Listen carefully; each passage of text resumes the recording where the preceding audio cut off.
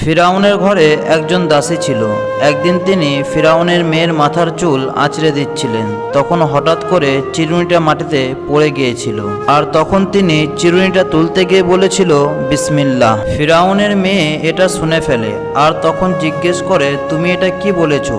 তখন সে বলে, আমার এবং আপনার, আমাদের সকলের মালিক একমাত্র আল্লাহর নাম নিয়েছি। আর ফিরাউন যখন এটা শুনতে পায় তখন সে খুব রাগান্বিত হলো এবং একটা দরবার ডাকলো, আর ওই দরবারে দাসীকে দাঁড় করানো হলো এবং তাকে জিজ্ঞেস করা হলো, তোর কি আমি ছাড়া আরো কোনো রব রয়েছে?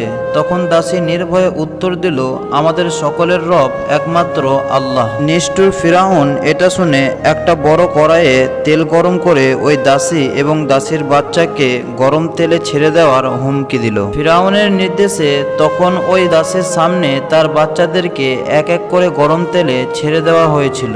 সব শেষে ছিল তার কোলে একটি 5-6 মাসের বাচ্চা, যে বাচ্চাটাকে বাঁচানোর জন্য সে পিছপা হতে চাচ্ছিল। তখন আল্লাহর কুদরতে বাচ্চার মুখে জবান চলে আসলো, আর সে বলল, আম্মাজান, নির্ভয়ে ঝাঁপ দিন, কারণ দুনিয়ার আজাব আখিরাতের আজাবের থেকেও অনেক কম। আর তখন সেই দাসী আগুনে ঝাঁপ দিয়েছিল।